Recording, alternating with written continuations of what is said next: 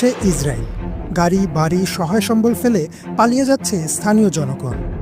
আগুন নিয়ন্ত্রণের সব চেষ্টাই প্রায় ব্যর্থ। দাবানলের কবলে পড়েছে দেশটির কেন্দ্রীয় এলাকা ও পশ্চিমাঞ্চল। গ্রীষ্মের তীব্র তাপপ্রবাহ ও শক্তিশালী বাতাসের প্রভাবে দ্রুত ছড়িয়ে পড়ছে আগুন, ফলে ঝুঁকির মধ্যে পড়েছে বহু বসতবাড়ি। দেশের অন্যতম ব্যস্ত মহাসড়কে ছড়িয়ে পড়েছে আগুন, আর তাই বন্ধ করে দেয়া হয়েছে যান চলাচল। দমকল কর্মীরা হিমশিম খাচ্ছেন আগুন নিয়ন্ত্রণে। সামাজিক মাধ্যমে এই আগুনের ভিডিও ছড়িয়ে পড়লে নেটিজেনদের অনেকেই বলছেন, ফিলিস্তিনে চালানো বর্বরতার জন্য আসমানি শাস্তি নেমেছে দেশটির উপর।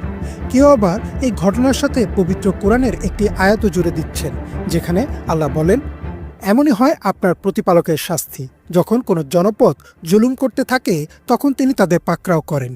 নিশ্চয়ই তার পাকড়াও অত্যন্ত যন্ত্রণাদায়ক ও কঠিন।